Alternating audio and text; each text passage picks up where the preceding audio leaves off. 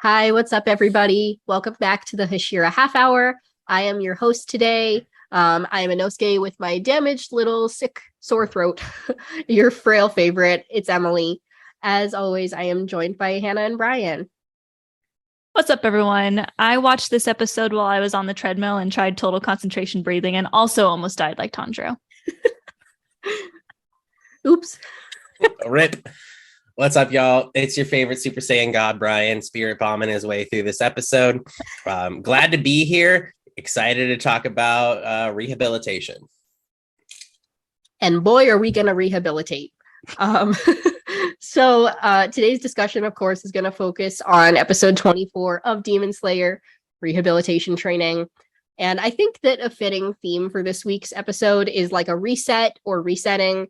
We're heading into the new year. We're going to be ringing that in here tomorrow. So happy new year to everybody that's listening. You'll probably be hearing this a couple weeks late, but nonetheless, hope that you've had a nice start to your year.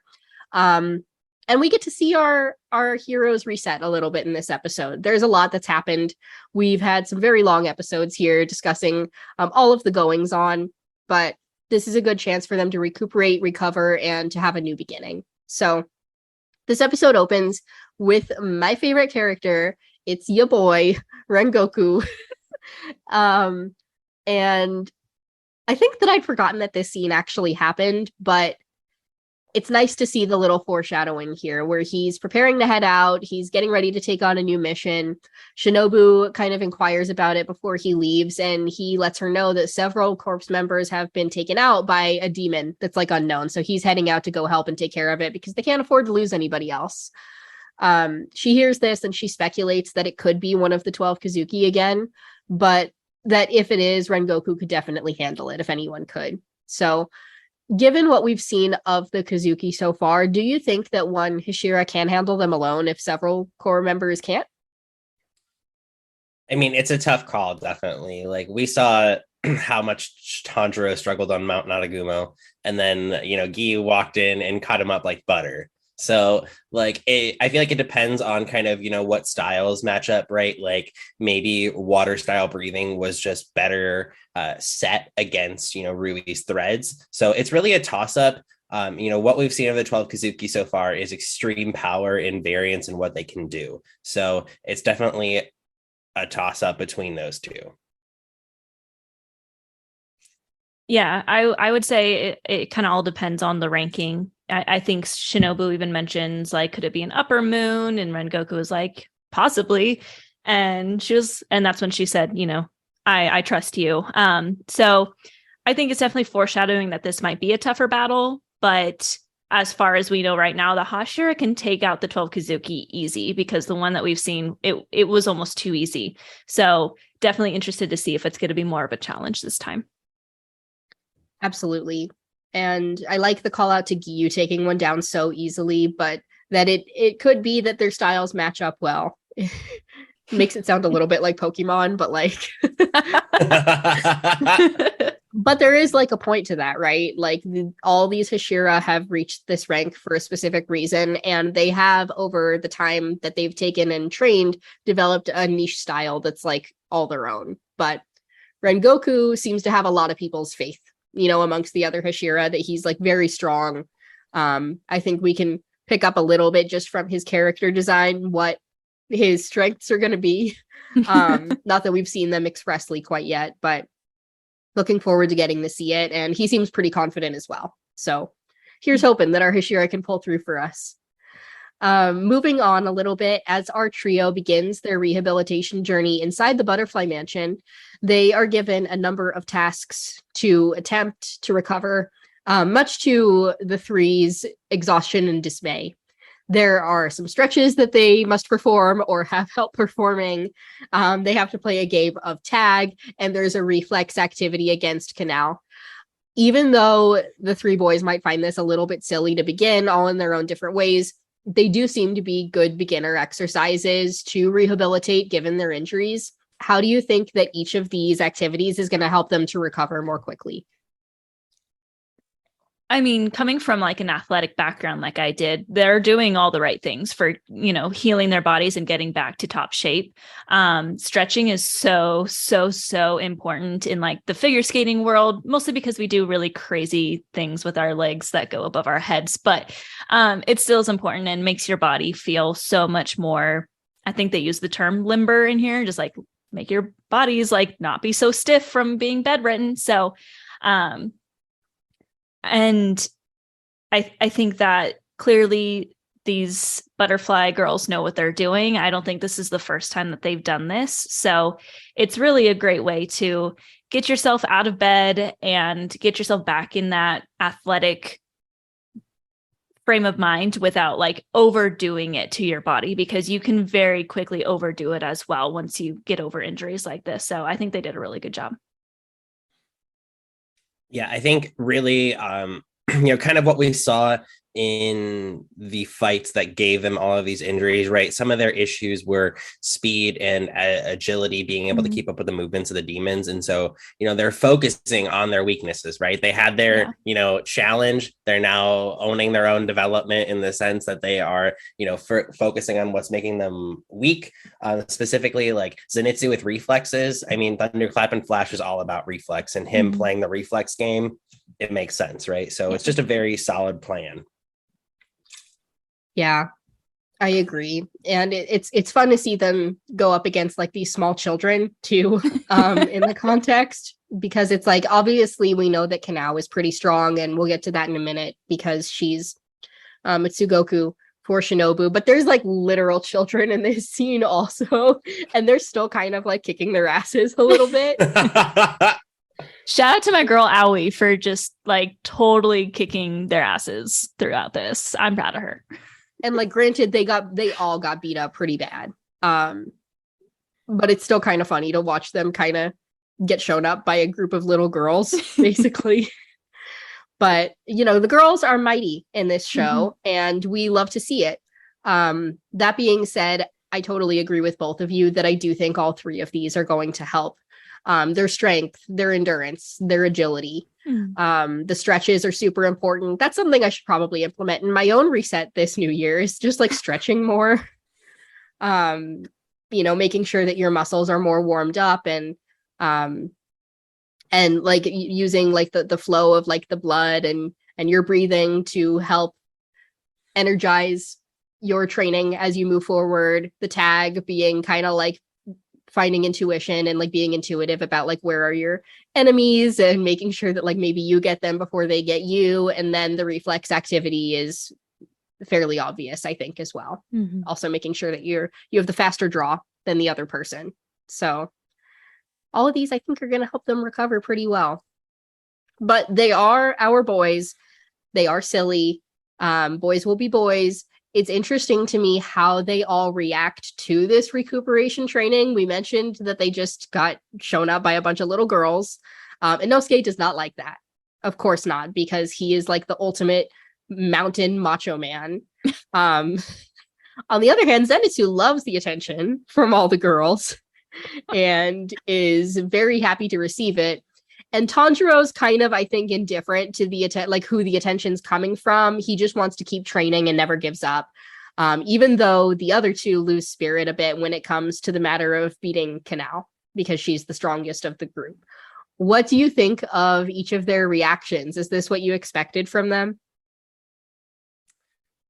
I mean, Zenitsu's reaction, priceless, right? He was like, I'm not going to train. Why would I do that? I'm like sad and scared in bed. I don't even want to take my medicine. And then he gets all mad because he's like, you've been getting attention from all these lovely women. And that's what gets him to motivate. I mean, I just think it's hilarious. Furthermore, when he's like, I'm not going to splash tea on a lady. Like, that was hilarious. Like, it was so part of his character. It was just too good. I loved how everyone had a different reaction to the training and rehab, but they all still kind of get there, right? Like, in their own way, which is cool.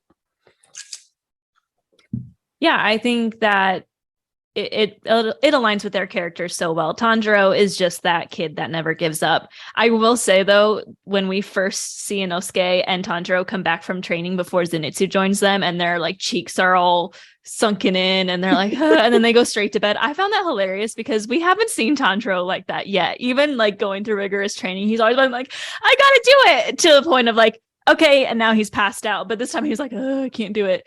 But him being the one that stayed, consistent with it did not surprise me at all. It's Tanjiro. He's the hard worker. He's the one who's like, I'm gonna train them if they're not gonna do it with me. And I think Inosuke, he's still in his little stage of being sorry for himself and feeling like he's maybe not as strong as he used to be. And now he's kind of in this weird situation. So kind of agree with him not doing it. And then Zenitsu, like he wanted all the girls' attention. And I think he just probably got tired of it after a little while and didn't see the reason in continuing on. So it really matches well with their characters. Totally. Makes sense. Also loved that scene of them in the hospital. Yeah, I think it lines up pretty well. Although I guess I was a little bit surprised that Zenitsu gave up that easily because I really thought that his love for being around women would beat out everything else, to be honest. I think that was the most surprising. I think he's kind of ADD and just like goes from woman to woman. Like that's true. And Nezuko's the only constant in his life. That's true. And she's still in a box somewhere, so he's got places to be. Oh, man. All right. Well, the two boys have given up. Inosuke and Zenitsu have given up on how to defeat Kanao. Tanjiro, of course, never gives up on anything. So he is continuing on the training even while the other two dip out. He's like apologizing on their behalf. And the trainers are like, you know what? Forget about it. We don't even care. They're a waste of time. You've been coming to training. We'll just focus on you. And he still, no matter how much he keeps repeating the same training, he can't defeat Kanao in this reflex game. So he's contemplating how he can possibly defeat her. He's reflecting on his interactions with her and on her scent in particular being very similar to the Hashira. And at first it seems like maybe this is just because she's been trained by one, like she's a Tsugoku, she's going to have like similar habits, but like what about it makes the scent different? And so as he's pondering this, one of the cute little girls and the young attendants call on him and ask if he's been performing a total concentration breathing technique the entire time, like the Hashira do, and like Kanao does. This had not occurred to him at all. This makes sense that the scent would be changed because of just their nature and their energy. How do you think that this maintained technique assists in their fighting abilities and their strength? Well, I think total concentration breathing is supposed to be that, like, you get that burst of energy from it. It's supposed to fill your body with oxygen from head to toe so that you get that, like, superhuman strength that these demon slayers have, which obviously it's kind of realistic, but also not, because we can't breathe hard enough to be able to jump on top of roofs and stuff in real life. But I think that it clearly is. It's going to make you faster. It's going to make you stronger. It's going to make you overall better just because you're maintaining that oxygen level being, way higher than the average person. And once you can master that, there's really nothing you can't do in this world, considering that all of their powers have to do with breathing. So I definitely think that it's interesting to get this little new tidbit of information about the technique. And it's a good little additional part of the powers. I'm trying to formulate a sentence here. My brain is all over the place today, but that's what I'm trying to get at, is that it's interesting that they're explaining this. And I think that it will show in the future for sure. Well, I don't know about y'all, but I mean, I'm lucky enough, I guess not lucky enough. I don't know. I have a CPAP machine. It's essentially total concentration breathing during the middle of the night. It's constant oxygen intake. Okay, listen. But I mean, like, I kind of understand where it's coming from. Like, I have a constant source of oxygen in my body. So like my brain like is actually fueled, and like to a certain extent, like there's the believability, at least from my experiences. And like, if there is a technique out there that is actually total concentration breathing, I'd love to learn it, because like during my sleep, amazing. When I'm awake, not so much. So I think it's very important, like being able to feed the body. Watching Cells at Work recently with how much oxygen delivery it's focused on, it's really helped me understand like the body and its movements and how important just like essential cell function is. So really make sure you focus on your breath, folks. This is a wellness episode brought to you by the Hashira Half Hour. Happy New Year. You got to do some stretches and you got to do some breathing. Peak physical form. No, and it makes sense, right? Like these are things that regular athletes are told, and that like regular wellness gurus are going to advise you to do. Yeah. And over time, if you continue to practice these efforts, it's going to be second nature. Mm-hmm. So even though like for Tanjiro right now, this is like a labor that I think he can't even fully fathom at this point, it's something I think that has just fully become second nature to all of the rest of the Hashira. And probably has lended to their individual styles as well. So it's something that was already inherent to like their personalities and their vibes that's just become part of the fighting technique as well. So I think it's pretty cool. Yeah. And he just needs to learn how to do it. So he does end up taking this advice to heart. He begins to train harder, just like he did in the mountains with Arokidaki. He's increasing his lung capacity, his running stamina, and many other things, just building up his strength.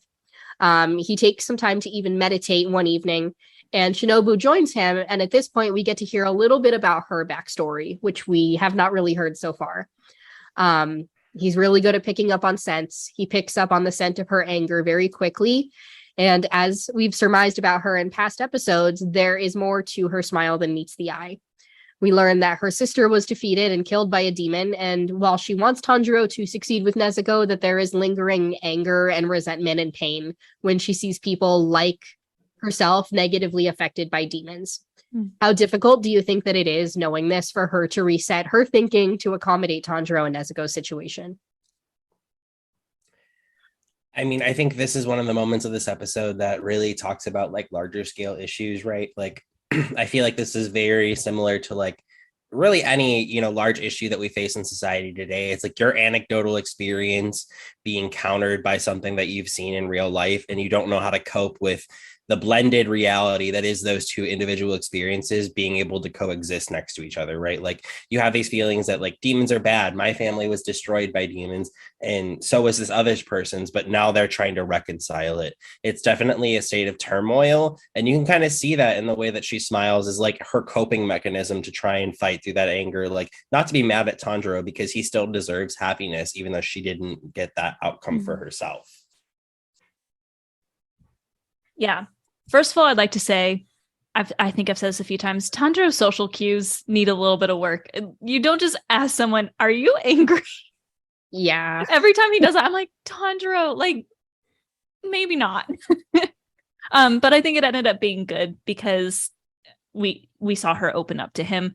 But I don't even know if this whole situation for her is difficult for her. I think that she's excited about it because she's talking about her sister's dream, and her sister was always saying that, she wanted to be friends with demons and that she wanted to, find good ones and that sort of thing. And that she was empathetic towards them, just like how Tanjiro is. And she's seeing her sister's dream in Nezuko, and I think that's why she might have been so quick to understand the situation much more than the other Hashiras. We saw them really fight Master Ubuyashiki, and she kind of just went along with it at that point. It was tough at the beginning, but then she got it figured out. So I don't think that it's really difficult for her. I think it's more exciting for her, and I think that she's very thankful to have met these siblings, and that it's going to change the trajectory of her life, for the rest of her life, in her opinion, because she's finally seeing that dream of her sister's come true. That's true. I guess there's like a melancholy component to it then there. Yeah. That, like bittersweet that Kane isn't there to see it. Yeah. And I think that she still has some resentment to work through before she's going to be able to fully accept the situation. But it is what her sister would have wanted. So out of that and respect for the master, I think she is going to try to help where she can, but she's going to be conflicted about it. Mm-hmm. Cool. All right. Well, that's the majority of what happened in this episode. We had some good call outs all around. Does anyone have any final thoughts or anything you wanted to bring up before we jump into our favorite moments? Cool. I think Go for it, Brian. just those little girls being so cute. I love They are them. so That's it. cute. I love them. The butterfly triplets. They're so cute. They are so sweet. We love the sweet butterfly girls in this house. Yes. Cool. All right. Well, we're going to keep it short and sweet this week. Jump right into our favorite moments. I'll go ahead and go first. We didn't talk about him much in this episode. It didn't really move everything forward a whole lot, but we did get to see that Murata was okay. Granted, we have to define okay here. He was looking pretty tired and gaunt, but he was there and we will take it nonetheless. I love all the hospital sequences. They're always so goofy, and these boys get beat up in this show over and over. So there's a lot of them. I feel like one of the last episodes that I was looking at that we did, I was like, they were just in the hospital. And that's kind of the thing is they're fighting with these very human bodies against demons that can immediately regenerate. So there are going to be these recuperation arcs, but they're so funny every single time. Hannah mentioned when Tanjiro and Inosuke come back in looking totally exhausted and they don't even say a word. Zenitsu's like, wait, no, guys, you have to tell me what to expect because I'm coming tomorrow. They're like, they don't even, they just lay down and go to bed. And I'm like, same. But I love the interactions, and I like when Murata gets thrown into the mix because he seems not always present, but definitely the fourth wheel whenever he's there. Oh man, Murata is that character that is the most relatable to me in this entire show. He's just there doing his best. But my favorite, I feel like going at this slightly different than normal, so my apologies, but I just finished the Chimera Ant arc of Hunter x Hunter. And let me get one thing straight. I'm not going to put Hunter x Hunter down because I think it's a great show. However, there was so much freaking filler in that arc. I was like, we got to get to something. Come on. We specifically laughed when 10 episodes had passed and the narrator went, 3 minutes have gone since the start. Oh my God. No. And we were just like, are you for real right now? Anyway, Hunter x Hunter. There's a point to this. I love Hunter x Hunter. But I really like how this is one of 3 filler episodes in the entire season. And it's fun and it's cute. And it's just okay, we've seen them fight really hard. We go from this emotional, exciting draw of episode 19 to this scary moment where we think, what's the future for Nezuko and Tanjiro? And now we're just getting this fun interaction between them, but they're still on par with the training. They're still, learning new things. They're still rehabilitating as they need to because they experience severe injuries.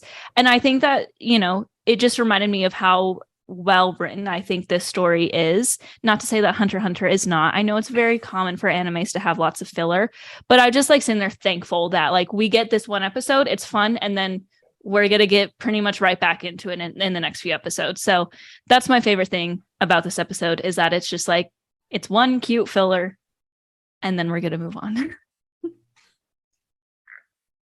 Yeah, I think my favorite part about this episode is watching Tanjiro pretend he's back on the mountain with Hirokudaki, running around the butterfly mansion, running on the fences and stuff.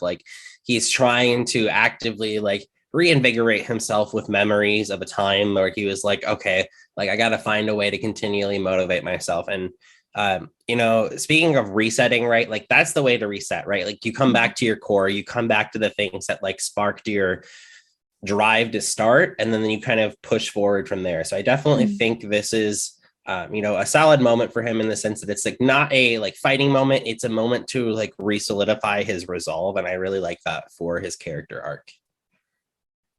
I love him. Sweet. This is my Tanjiro soapbox now. Yay! Oh. Dangerous game. Sometimes someone other than Hannah's got to do it. Hannah's back breaking from carrying the weight of Tanjiro. It's hard being the biggest Tanjiro stan ever.